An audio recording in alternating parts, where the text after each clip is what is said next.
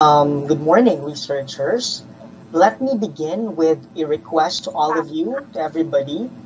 Um, Please take advantage of this chance and make the rest of the morning worthwhile.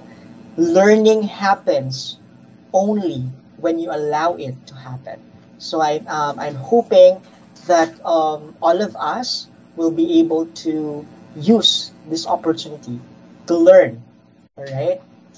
Now, allow me to start then. Usually, we start working with our rationale. We start writing our rationale. As perceived, we had a hard time constructing our own chosen topic, and we had a difficult time understanding even our chosen topic to the extent that we understood our topic differently and realized on the latter part. Why? Because we did not start getting to know our topic, or we did not deep dive to the topic. That's why we have a new CMO that is addressing the new normal, that FS students are expected to read a lot of professional readings and a lot of literatures, perhaps, for you to enhance and discover a lot in terms of your topic.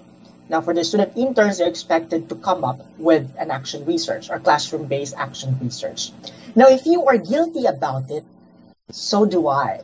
And I also, many neophyte researchers experience the same.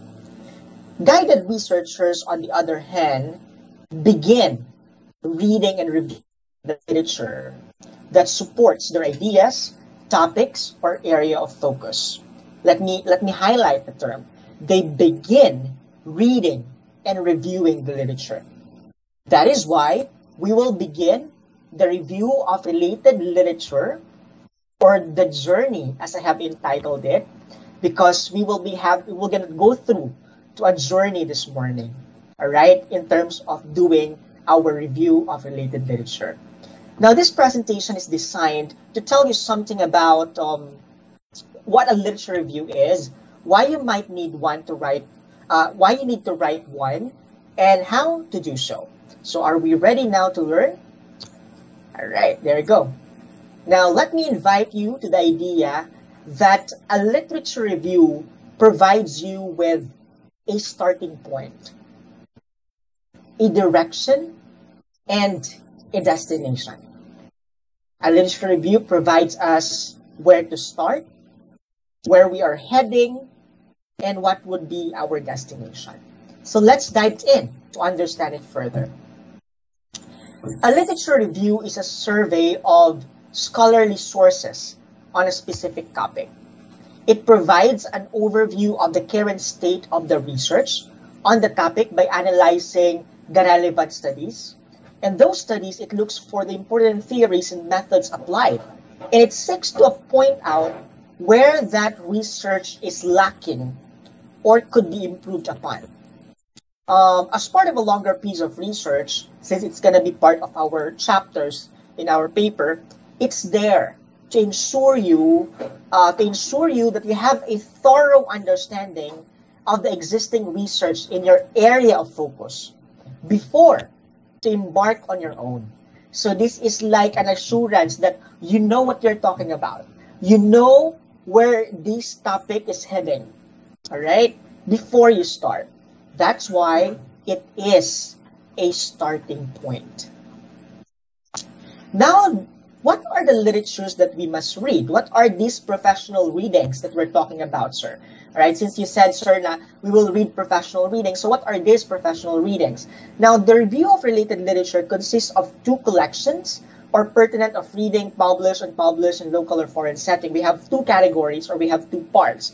The first part is what we call professional or conceptual literature. Kung sa may pasabot na, sir, these are non-research reference materials written by authorities on the subject that embody experiences, viewpoints, and interpretation of the subject of the research study. These are published materials like books, journals, magazines, and pamphlets. All right? So these are what we call professional or conceptual literature, the books that we are reading, the e-books, for example. While on the other side, mo ni atong usual na gamiton. We call it related studies. These are published materials like thesis, research reports, seminar papers, dissertations, and have bearing on the research study that you're going to undertake. All right, so we have two types of that. We have two categories, okay, and then these two categories have a spectrum in terms of your different topics. Okay, so dili lang di ay related studies, sir. We can also look into the books that we're reading. Yes, exactly. We call them professional and conceptual literature. Now that you know that we have two categories, the question is in your mind right now is, what is the best way to search this literature, sir? What are we going to do? Number one, we have to identify the area of focus. All right? Number one is to identify our area of focus. Now, your topic, when we say area of focus, is going to be your topic. Then after, we develop the list of keywords that is related to the topic as our number two. So we have area of focus, and then after that, we develop now this time, all right, keywords related to that. For example, my area of focus is oral communication in the higher education, and my another focus is language assessment. All right, so those are my two focus, or my area of focus, my topic. So I develop keywords related to those area of focus. All right, I wrote here oral communication, verbal communication, public speaking or speaking. I also noted here tertiary education because that could be a keyword. I also note language assessment or language testing. So with my area of focus, I have now my keywords. So that's the first part of the journey. Write the area of focus and then develop the keywords. And later on, I will tell you how you're going to use that. All right, the next problem is, sir, where should we search on it? All right, so we have several free search engines that are reliable. One of those is Google Scholar. We also have JS2OR. We have also RDiscovery, and we also have ProQuest, but there are a lot of more. And these are free engines, okay, that we can use for us to, to search on the topics that we're looking into. All right. So this is like a portal. More sa ugpultahan. When you search there, it will lead you to different studies. Okay. The principle behind here is that stand on the shoulders of giants. That's the embedded principle here. Now, how can we stand on the shoulders of giants? By searching and accessing their studies. All right. So these are the common one, and then reliable one. In our end, as a researcher in the undergraduates, what I mean in undergrad is that we can use this free search engines, free portals.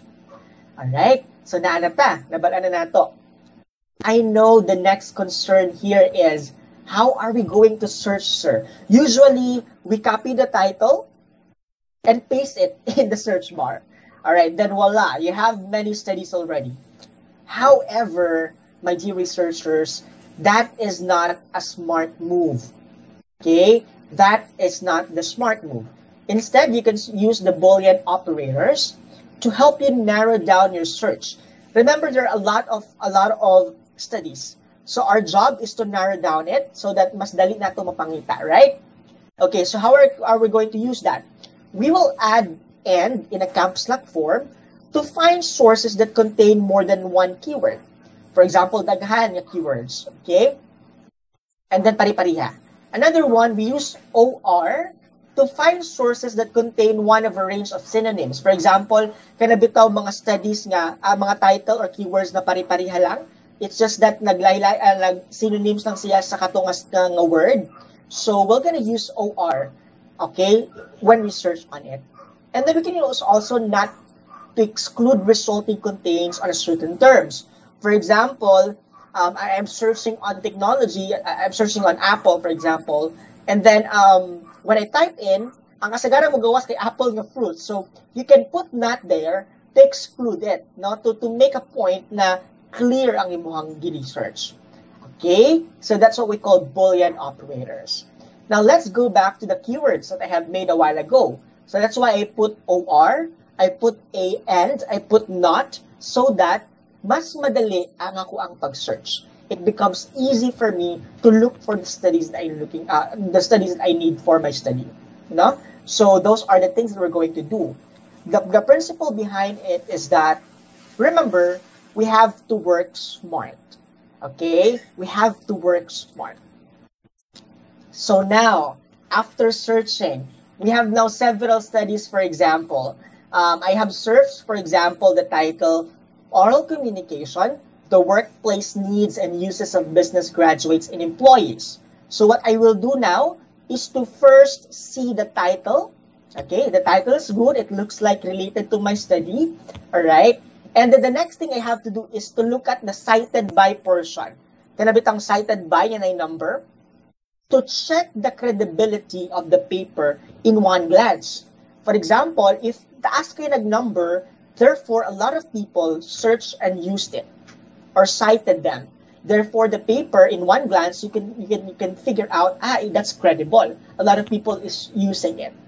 Okay, now, if that checks on the first glance, this time, you're gonna check and read the paper.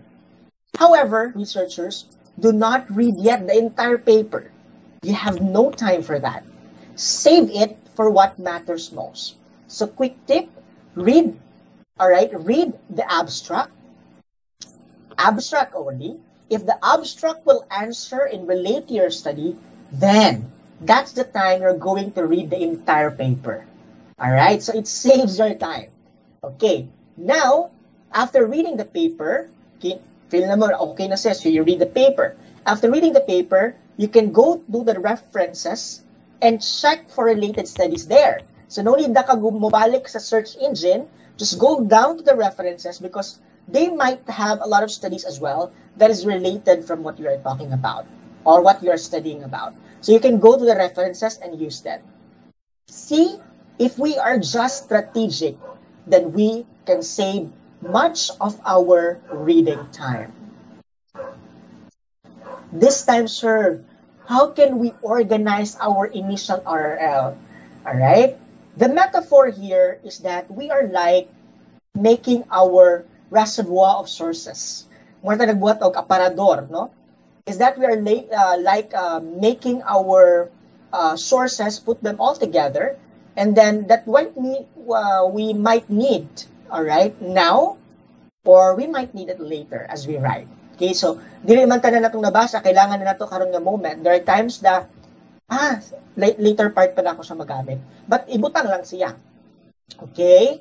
So, in the graduate school, we were taught to make a literature matrix. Maybe you have made already a literature matrix. In the literature matrix, this is like a life-saving idea because in the matrix, we have title and authors. We write the title and the authors. We write the purpose of the study and the methodology. We also write the results, findings, and the ideas. And then we write the citations. And then sometimes in the citations, we also include at the bottom part the URL of the study that you have searched para dili na ka mag-download daghan, mapuno imong desktop or imong laptop. Just get the URL para if you need to read further on that, you just clicked it and then you go directly redirected to the study that you're looking for. Okay? So it looks like that. Now, if you notice, we included insights. Insights there is like your realization, like your voice in the study. Sometimes, atong buhaton is just get, nice man pagka-line, kuhaon ako ibutan dire. Alright? Without getting insights, no? But when we do that, the tendency would be, is just that we copy it. But we did not give our own voice on it. So what are we going to do is that, make our insights, we can use that in our evaluation, we can use that in our analysis, at least nasabtan ninyo what you are reading. Okay? Na kayo nasabtan from what you have read. Usually, copy, and then that's it. That's why we don't appreciate it. But if we make an insight, we give an insight, this could help us to, digest more what we are reading. So we do not copy the entire thing. Instead, we copy what matters most. That's the principle behind. We do not copy the entire thing because we're gonna ma-overwhelm dayon ta. But instead, we copy what matters most. Okay? So you can do it in Excel or Word document. For example, in my case, I usually have that in Word document. Like, I use that in the Google document. Well, ServerNow usually have it in Excel form. So it depends on your preference, as long as you can be able to make a literature matrix. Okay? Now, for you to visualize it, it looks like this. All right? Wala kang dagdag mga ano ba? If you try to visualize, it looks like this, no? This is a new idea represents a study that you have read and gathered. Just collect them all. We're not writing here yet, ha? We're just collecting first all the ideas, all the researches, putting all of them together. Okay? Maray nga na to visualize it in your mind. Pero gi-organize na to. Right. Now, finally, for example, nahuman na ta og make sa atong literature matrix. Let's have our reflective attitude this time. Because as a researcher, we also need to become reflective. Okay? Now look at your matrix. What is the gap? Okay? Now you want to start thinking about what is your evaluation of the relevant sources shows. You're looking for the identifiable trends in the literature. What are these trends, sir? Okay, this could be the themes that come up often, kanang pabalik-balik. Maybe you can see an ongoing debates from scholar A to scholar B, all right? And then laylain sila og idea. And then you might be looking look to the gaps in the research. When you encounter disagreements between different scholars, for example, scholar A disagree with scholar B, okay, consider whether the issue they have disagree seems able na resolve na ba, or it merits further investigation. So tanawon nimo, if si scholar A, scholar B ay ilang issue na resolve ba? If wala, you may now that could be the possible gap that you're gonna try to fill in on that particular idea. Okay? So to identify these gaps in research, look at what researchers suggest as possible areas for further research, or consider where the different sources disagree. Another one, when you encounter kanabitang particular article or book that is frequently cited, pirmi siya balik-balikon, you can assume it's a pivotal publication for the subject. For example, siyang sikat, no? Siyang star anang topic. For example, if you search more about first language, you might meet the star there, Noam Chomsky. Maybe you search more on the second language acquisition, you might be meet there Stephen Krashen as a star, no? Kanang pili balik-balikon. So makamit ka dito ug mga tao nga sikat anang nga topic. Okay, kanang sikat anang nga particular topic. Okay, now let's visualize it. It looks like this. Katoy yung mga study nga nakitaan ganina, inyo na siya i-grupo-grupo. Okay, new idea 1, new idea 2, new idea 3, new idea 4, for example, and then look for the possible gaps. Okay, let's have it in a research context.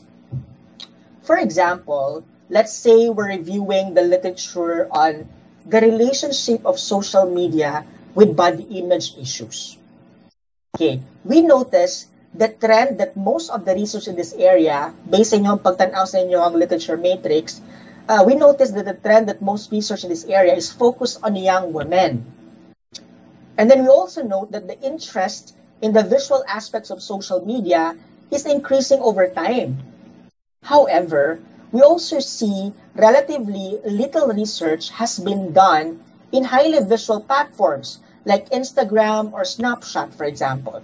Diba? So, grabe ang interest natin in social media in terms of, for example, in body images, no? Issues. However, sa katong mga sikat nga platform, gamay ra ang research. This represents a noteworthy research gap. There is a clear interest in a particular phenomenon, body image issues using social media, but insufficient research on the two of the famous, for example, application or site about visual pictures, images, videos, where this phenomenon plays out. So this is a gap that you could research. That you could fill in, for that matter. Okay? So after answering that, naka-answer na kasi mong mind, ask yourself again, return to your goal and focus. Is it worthwhile to investigate? Okay ba siya ipadayon? Kaya kung dili, okay, look for another way around. ayaw ipadayon. If dili, stop on that moment and read again. If okay na, then mo proceed na tadayon. Okay? I hope that making things clear now this time. This time, we have now a direction because we're able now to look at it man, ananatay direction. Okay. This time, we're going to write. This is the writing time. Okay, we're going to write a review of related literature as a chapter. So let's have another reflective attitude before ta magsulat. Kaya kung magsulat na tayo, wala pa ta nag-reflect, the tendency would be, okay, we will come up with a chapter nga dili mao. Alright, so examine your literature matrix. Gamiton balik ang literature matrix and determine the best approach for organizing your RRL chapter. One more time, what would be my best approach, sir, sa pagsulat? Ganiha, nag-collect na ta. This time, ato na siyang isulat. We're gonna put them into the chapter. Okay, sir, how can we do that? Ladies and gentlemen, researchers, literature review follows basic structure. Usually, okay, like the most academic writing, it has an introduction, body, and conclusion. Magina. Lagi siya always, okay? Nasa introduction, body, and conclusion. Now, the key choice you have to make in terms of structure, ang structure na to ang pilianan is how will you organize your discussion in the body part. Kung saan ako pag-organize ako ang body part, okay? That's the question that you're going to answer. Now, we have different approaches. Number one, you can choose a chronological approach. Evolves tracing the development of your topic over time. Try to avoid, this is like putting all the years, no? However, try to avoid just listing your studies in chronological order. Rather, identify trends and turning points and explain how different studies fit into that particular timeline. Maybe take thematic approach, okay? You'll organize your review based on a selection of themes within your topic, okay? Showing how these themes have been connected from one another. Basin dili po kaganahan sa themes. Basin ganahan ka of methodological. Maybe appropriate if your topic has been approached with a variety of methods. Now, you want to trace how these different methods have been applied and what conclusions have emerged from different approaches. Basta kini nga topic, kailangan siya nga method nga gi-discuss. Na ay qualitative, for example, na ay quantity, for example. So, you can use that as well. Or you can do a theoretical. You can do something similar with a theoretical structure, showing how different theoretical approaches have been applied rather than methods. Okay? So, reminder lang, okay, choose the framework that suit your topic best. Dili kayo sa ganahan mo, but what is really fitted to the topic that you have in your body. Organize it by time, organize it by theme, or organize it by methodology, or organize it by theoretical approach. However, class, you can combine different structure. For example, theme ako pero inside my theme, for example, in my paragraph, inside my theme, I arrange it by time as well. So you can combine approaches for that matter. Okay, but before you start writing, try to draw a rough line or outline of your structure. Kini sa study 1, study 2, ako na silang iuban. Study 3, study 4, ari na sa second paragraph. Study 5, ari na siya. So, in your mind, mas maklear. Asa na ako ipamutang. Okay? Para na kay daan, na kay blueprint sa imong mind. Okay? So, after that, you're ready now to start your writing. Okay, handa ka nang magsulat. Alright? So, your introduction establishes the purpose of the review. And the body directly discusses the literature. Maybe divided into many sections depending on the structure that you decide. Okay? Maybe natay mga 5 ka, let's say, body or paragraphs. Okay? And then in the conclusion, summarizing the key findings. Let's have a look at each of the parts. Okay, for the introduction, explain what led to the investigation and why it is important. Okay, in the introduction class, we put the reason why it is important to investigate that. Okay?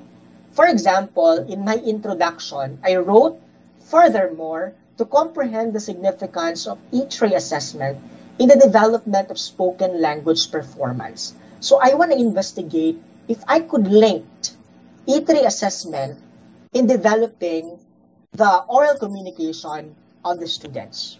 So I want to investigate if I can pin them together, or if they could possibly be a relationship. So that's my reason why I want to investigate it. Now, if you notice also that in my introduction, I write the 4 primary themes.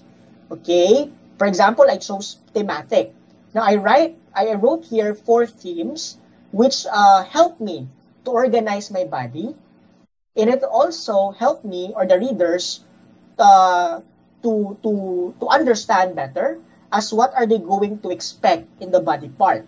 So how the way I arrange the primary themes here would also be reflected in how the way I write below. So mas organized in mind. Pagbasa pa lang sa intro, nakaibaw na si reader, nakaibaw na sad ka, ikaw sa writer, na mao ni ako ang gusto padulngan, mao ni ang mga parts ako ang body. So in the introduction, it has to be clear there. Now, in the body part, our job is to report what others have found or through about the research problem. Next to that is related studies are usually discussed together and grouped under subheads. And then third, if that is a major study, describe it more detail, while less important work can be referred in just a line or two. Okay? So, for example, my subhead is oral communication in the academia industry. For example, so kanako ang subhead. So, tanang studies under anang paragraph are related to oral communication in the academic industry. So I use, for example, I put research by Palmer and Dublin 2020, Shan in 2011, and Salamonson et al. In 2019. Sila na ang magkakauban because they are talking about oral communication in the academic industry. So that could be a way on how you put your body. Next, another one is, for example, there are several studies reported similar results or authors with similar standpoint. So sa ibuhato na to, sir, you can synthesize them, you can put them all together, okay, so that it would look easy for you as a writer. It would also give idea to the readers, panels, and evaluators that you really understood what you are writing. Okay, nga nagbasa jud ka, wala na rin magibamutang, but you can put them all together.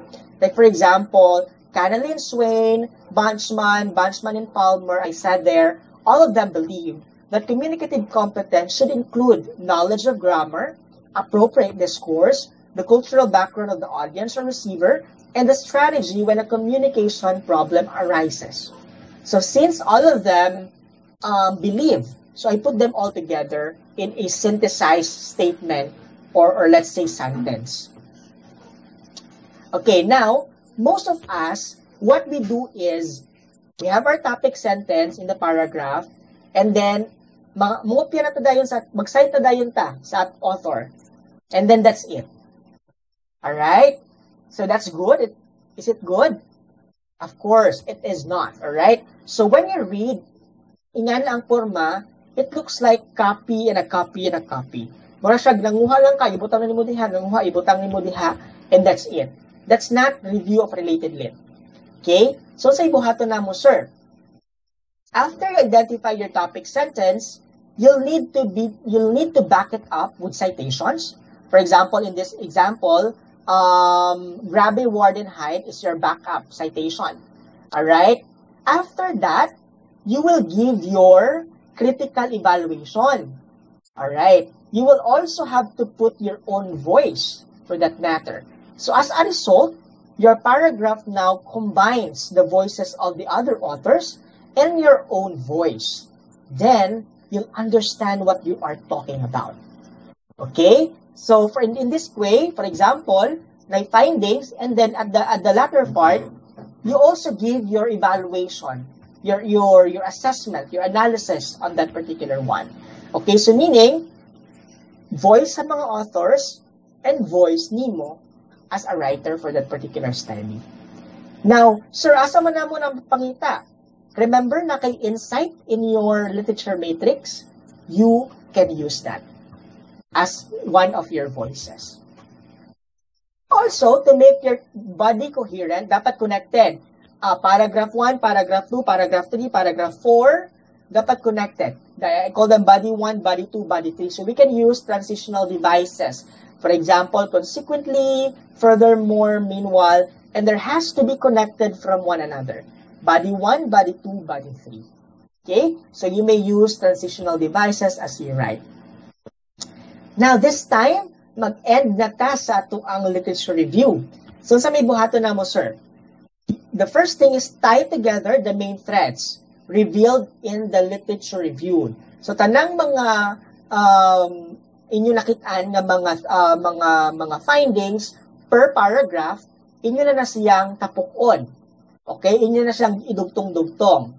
And then, afterwards, you're gonna, based on the state of knowledge revealed in the literature, what does the literature suggest as an appropriate course of action to try to solve a certain problem?